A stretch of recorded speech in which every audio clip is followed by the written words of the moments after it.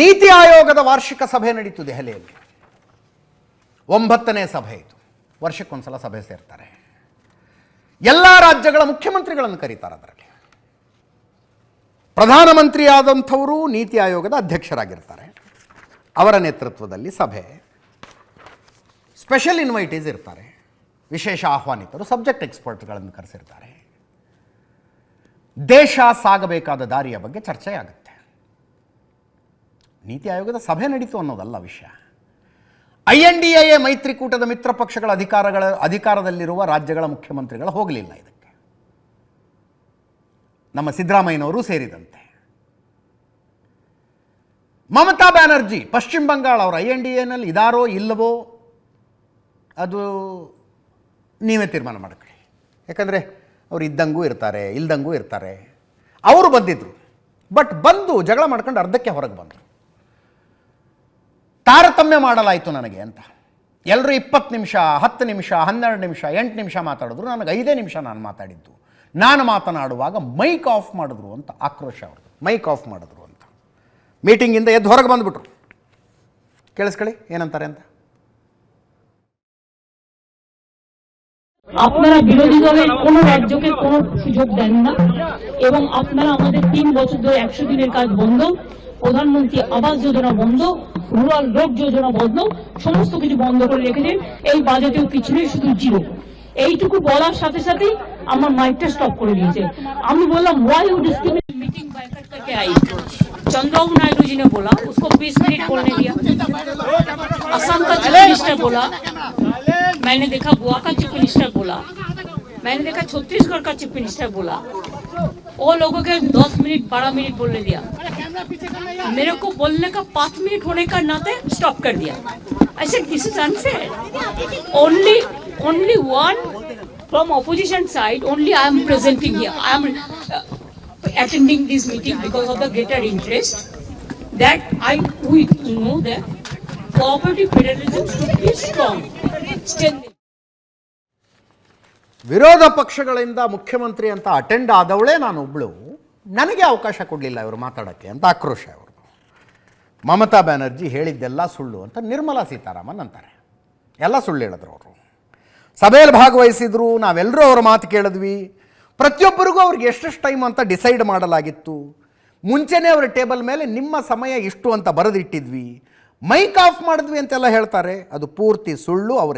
ಅವ್ರು ಹೇಳಿದ್ದು ಸುಳ್ಳು ಆಧರಿಸಿ ಮಾತನಾಡುವ ಬದಲು ಸತ್ಯ ಹೇಳಬೇಕು ಅಂತ ನಿರ್ಮಲಾ ಸೀತಾರಾಮನ್ ಅವ್ರದ್ದು ಕೌಂಟು. ಇದು ದಟ್ ಈಸ್ ಒನ್ ಪಾರ್ಟ್. ನಮ್ಮಲ್ಲಿ ಯೋಜನಾ ಆಯೋಗ ಇತ್ತು. 2014ರಲ್ಲಿ ಯೋಜನಾ ಆಯೋಗ ಬೇಡ, ನೀತಿ ಆಯೋಗ ಅಂತ ಮಾಡಿದ್ರು.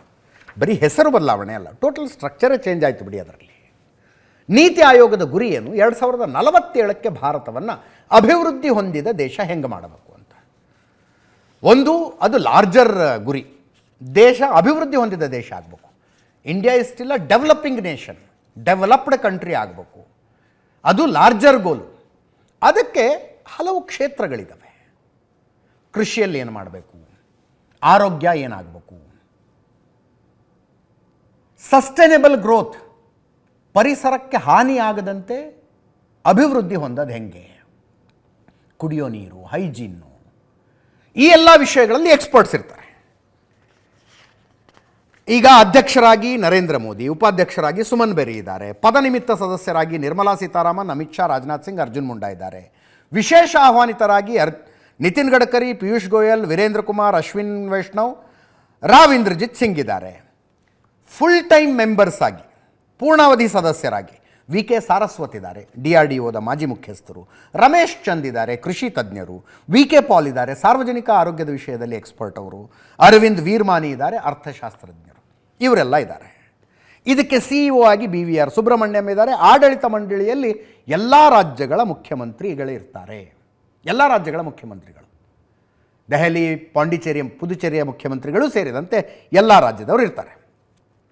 ಮತ್ತು ಕೇಂದ್ರಾಡಳಿತ ಪ್ರದೇಶಗಳ ಲೆಫ್ಟಿನೆಂಟ್ ಗವರ್ನರ್ಗಳಿರ್ತಾರೆ. ಇಷ್ಟು ಜನ. ಮೋದಿ ಮುಂದಿನ ಮಾರ್ಗದ ಬಗ್ಗೆ ಮಾತಾಡಿದ್ರು. 2047 ಭಾರತದ ಅಭಿವೃದ್ಧಿ ಹೊಂದಿದ ದೇಶ ಆಗಬೇಕು ಅಂದರೆ ಯಾವ್ಯಾವ ಕ್ಷೇತ್ರದಲ್ಲಿ ಏನೇನು ಸಾಧನೆ ಮಾಡಬೇಕು ಅಂತ. ಎಲ್ಲ ರಾಜ್ಯಗಳ ಪ್ರಯತ್ನದಿಂದ ಮಾತ್ರ ಈಡೇರುವಂಥ ಕನಸಿದು. ಇಡೀ ದೇಶವನ್ನು ಸರಿಯಾದ ದಿಕ್ಕಿನಲ್ಲಿ ತಗೊಂಡು ಹೋಗ್ತಾ ಇದ್ದೀವಿ. ಶತಮಾನದ ಸಾಂಕ್ರಾಮಿಕ ರೋಗವನ್ನು ಸೋಲಿಸಿದ್ದೀವಿ. ವಿಕಸಿತ ಭಾರತ ಪ್ರತಿಯೊಬ್ಬನಿಗೂ ಮಹತ್ವಾಕಾಂಕ್ಷೆ. ಉತ್ತಮ ಗುಣಮಟ್ಟದ ಕುಡಿಯುವ ನೀರು ಕೊಡೋ ಕಡೆ ಕೆಲಸ ಮಾಡೋಣ. ಎಲ್ಲ ಭಾಗಕ್ಕೂ ನಿರಂತರವಾಗಿ ಕರೆಂಟ್ ಸಿಗಬೇಕು. ಹೆಲ್ತ್ ಕೇರ್, ಆರೋಗ್ಯ ಸೇವೆ ಕೈಗೆಟಕುವ ದರದಲ್ಲಿರಬೇಕು. ಶಾಲೆಗೆ ಪ್ರವೇಶಾತಿ ಅದು ಕೂಡ ಕಡಿಮೆ ರೇಟ್ನಲ್ಲಾಗಬೇಕು ಮತ್ತು ಶಾಲೆ ಗುಣಮಟ್ಟ ಹೆಚ್ಚಿಸಬೇಕು. ಸುಸ್ಥಿರವಾದ ಅಭಿವೃದ್ಧಿ ಆಗಬೇಕು, ಸಾಮಾಜಿಕ ಪ್ರಗತಿ ಆಗಬೇಕು, ಉತ್ತಮ ಆಡಳಿತ ಸಿಗಬೇಕು ಅಂತ. ಬಡವರ ಅಭಿವೃದ್ಧಿ, ಮಹಿಳೆಯರ ಅಭಿವೃದ್ಧಿ, ಯುವಕರ ಅಭಿವೃದ್ಧಿ, ರೈತರ ಅಭಿವೃದ್ಧಿ, ಈ 4 ವಿಷಯಗಳ ಬಗ್ಗೆ ಒತ್ತು ಕೊಟ್ಟು ಮಾತಾಡಿದ್ದಾರೆ. ಇದರೊಂದಿಗೆ ಇವತ್ತಿನ ನ್ಯೂಸ್ ಅವರ್ ಮುಗಿಸ್ತಾ ಇದ್ದೀನಿ. ನೇರ ದಿಟ್ಟ ನಿರಂತರ ಸುದ್ದಿಗಾಗಿ ನೋಡ್ತಾ ಇರಿ ಏಷ್ಯಾನೆಟ್ ಸುವರ್ಣ ನ್ಯೂಸ್.